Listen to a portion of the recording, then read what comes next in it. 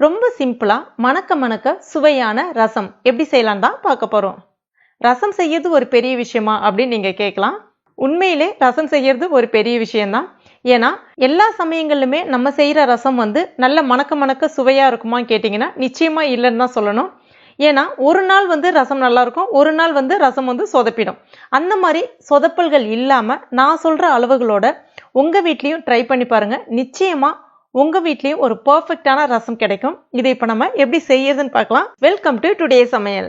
அதுக்கு முதல்ல ஒரு மிக்சர் ஜார்ல 1 டீஸ்பூன் தனியா, அதாவது கொத்தமல்லி விதை, 1 டீஸ்பூன் மிளகு, 1.5 டீஸ்பூன் சீரகம். மிளகு 1 டீஸ்பூன்னா சீரகம் 1.5 டீஸ்பூன் சேர்க்கணும். கூடவே ஒரு 8 9 போல வெந்தயம் சேர்த்துக்குங்க. இது அந்த ரசத்துக்கு நல்ல ஒரு நறுமணத்தை கொடுக்கும். அடுத்ததா ஒரே ஒரு காய்ந்த மிளகாய் சேர்த்துட்டு இந்த மாதிரி கொரகொரப்பா ஃபர்ஸ்ட் அரைச்சிக்கங்க.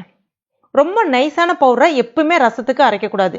நீங்க உரல்ல வச்சு தட்டினாலும் சரி, இல்லை மிக்சியில் அரைச்சாலும் சரி, இந்த மாதிரி கொஞ்சம் கொரகொரப்பான பவுடரா இருக்கணும். அடுத்ததா இப்போ இதில் ஒரு 7 8 பல் அளவுக்கு பூண்டு சேர்த்துட்டு ஒரு பல்ஸ் மட்டும் விட்டு எடுத்தீங்கன்னா இந்த மாதிரி கிடைக்கும் உங்களுக்கு. அடுத்ததா ஒரு சின்ன நெல்லிக்காய் சைஸ் அளவுக்கு, அதாவது ரொம்ப குட்டியா நெல்லிக்காய் சைஸ் அளவுக்கு புளி எடுத்து ஊற வச்சு வச்சிருக்கேன். இப்போ இந்த புளியை மட்டும் நம்ம நல்லா கரைச்சிட்டு அதில் இருக்கக்கூடிய அந்த கசடு இருக்குல்ல, அதை எடுத்துடணும்.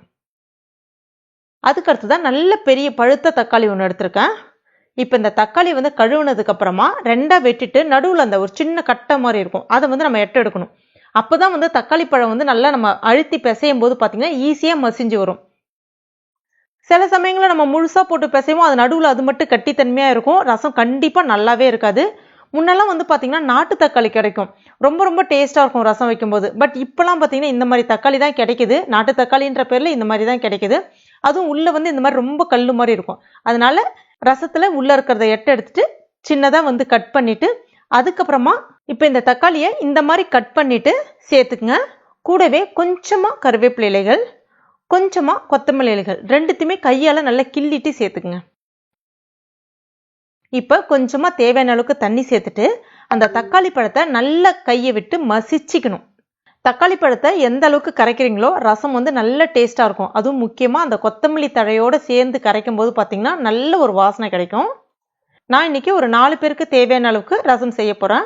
அதனால தேவையான அளவுக்கு தண்ணி சேர்த்துக்கிறேன். கிட்டத்தட்ட ஒரு 1.5 கப் அளவுக்கு மட்டும் தண்ணி சேர்த்துட்டு கூட இதற்கு தேவையான அளவுக்கு உப்பு, ஒரு 1/4 டீஸ்பூன் அளவுக்கு மஞ்சள் பொடி சேர்த்துட்டு நல்லா ஒரு முறை இந்த மாதிரி கலந்து விட்டுக்க போறேன். இது இப்போ ரெடியா இருக்கு. அடுத்துதான் இதை நம்ம தாளிக்க வேண்டியதான். அதுக்கு ஒரு பேன்ல 2 டீஸ்பூன் எண்ணெய் சேர்த்துக்குங்க. எண்ணெய் காஞ்ச பிறகு 1 டீஸ்பூன் கடுகு, 2 வரமிளகாவை சேர்த்துக்கலாம். சில பேருக்கு காரம் கொஞ்சம் கூடுதலா வேணும்னா வரமிளகாவை உடச்சி விட்டு சேர்த்துக்குங்க, அதுவும் நல்லா இருக்கும். இப்ப ஸ்டவ் சிம்ல வச்சுட்டு நம்ம அந்த மிளகு சீரகம்லாம் அரைச்சு வச்சதால அதை சேர்த்துக்கணும். கூடவே ஒரு பச்சை மிளகாவை 4 கீறிட்டு எடுத்திருக்கேன், அதையும் சேர்த்துக்கலாம். கொஞ்சமா கருவேப்பிலை இலைகளை கிள்ளிட்டு சேர்த்துக்குங்க. சேர்த்துட்டு ஒரு முறை மட்டும் வதக்கி விட்டுங்க, ரொம்ப நேரம்லாம் வதக்கக்கூடாது. அது எண்ணெயில பார்த்தீங்கன்னா சில சமயங்கள்ல கருகி போறதுக்கு வாய்ப்பு இருக்கு. அதனால ரசத்தோட டேஸ்டே இந்த இடத்துல கண்டிப்பா மாறதுக்கு வாய்ப்பு இருக்கு. ஜஸ்ட் சும்மா லைட்டா அப்படி ஒரு முறை கலந்து விட்டுட்டு நம்ம கரைச்சி வச்சிருந்தோம்ல அந்த புளி தண்ணி, அதை உடனே சேர்த்துக்கணும். அந்த பாத்திரத்திலே ஒரு 1/2 கிளாஸ் அளவுக்கு தண்ணி சேர்த்து அதையும் இப்போ இது கூட சேர்த்துக்கலாம். கூடவே கொஞ்சமா பெருங்காய பொடி இந்த இடத்துல சேர்த்துக்குங்க. எப்பவுமே பெருங்காய பொடியை ரசத்துக்கு நிறைய சேர்த்துறாதீங்க, அதனாலதான் லைட்டா கசக்கிற மாதிரி இருக்கும் ரசம்.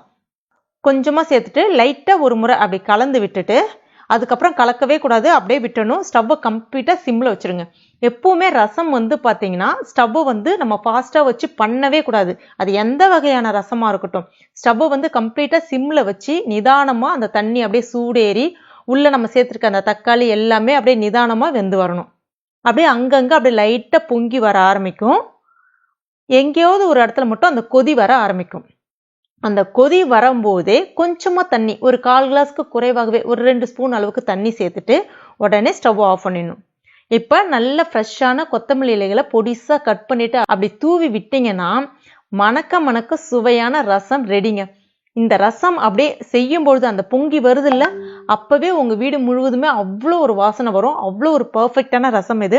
நான் சொல்ற அளவுகளோட அப்படியே ட்ரை பண்ணி பாருங்க. ரொம்ப ரொம்ப பர்ஃபெக்டா வரும். கண்டிப்பா ட்ரை பண்ணி பார்த்துட்டு மறக்காம எனக்கு கமெண்ட் பண்ணுங்க. இந்த வீடியோ உங்களுக்கு பிடிச்சிருந்தா லைக் பண்ணுங்க. உங்க நண்பர்கள் மற்றும் ஃபேமிலி மெம்பர்ஸ் கூட மறக்காம ஷேர் பண்ணுங்க.